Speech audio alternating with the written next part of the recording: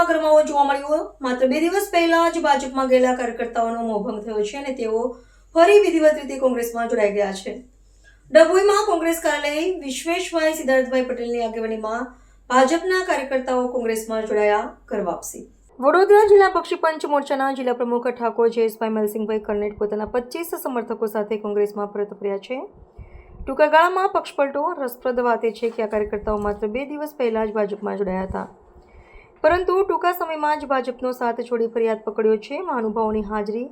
આ પ્રવેશ કાર્યક્રમ વખતે કોંગ્રેસના અનેક દિગ્ગજ નેતાઓ હાજર હતા, જેમાં સુધીર બારોટ, જુનેદ રાઠોડ, શાંતિલાલ અંબાલાલ પટેલ ભાજપને રામ રામ કરીને ફરી કોંગ્રેસના ઘર વાપસી કરતા ડભોઈ પંથકના રાજકારણમાં ભારે ચર્ચા જાગી છે।